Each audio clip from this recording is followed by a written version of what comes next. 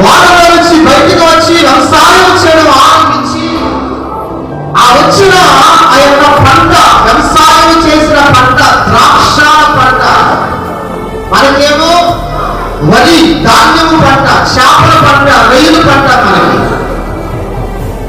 ఆనాటి కాలంలో ద్రాక్షల పంట, ఆ పంటను దాన్ని ఎలా వినియోగించాలో తెలియక ఈరోజు మనకు కూడా దేవుడు మనం ఆశీర్వదిస్తే ఆ ఆశీర్వాదం ఎలా వినియోగించాలో తెలియదని కొంతమందికి దుర్వ్యాపారం అన్నమాట.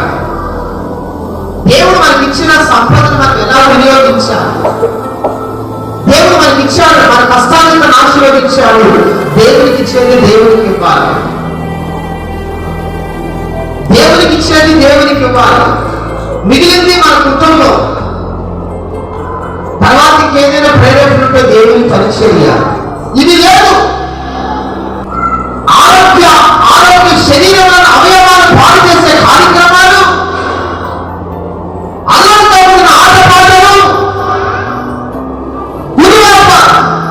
నోవా గారు కూడా వచ్చిన పంటను ఎలా వినియోగించాలో తెలియక దాన్ని త్రాగి ఏమయ్యాడని మత్తుడైపోయి తన గుణాలను ఎలా ఉన్నాడంట, వస్త్రహీనుడుగా ఉన్నాడు. వస్త్రహీనుడు, తన గుణాలను అతడు వస్త్రహీనుడుగా ఉన్నాడు. దైవ జనాంగమా, నువ్వు ఏ మత్తులో ఉన్నావో నాకేమీ తెలియదు.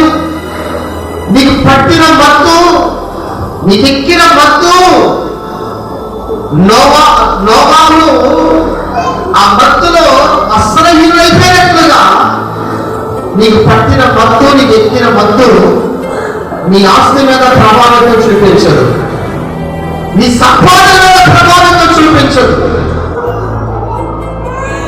భౌతికంగా నీ జీవితం మీద నీ ప్రభావితం చూపించదు. కానీ ఆధ్యాత్మికమైన జీవితం మీద దెబ్బపడిపోతుంది. జాగ్రత్త, నష్టపోతున్నా.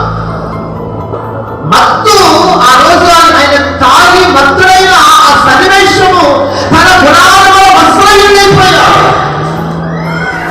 ఆ మత్తు ఈరోజు రక్షణ అనే వస్త్రము కోల్పోయేటట్లుగా చేస్తుందన్న విషయాన్ని ఆలోచించాలి.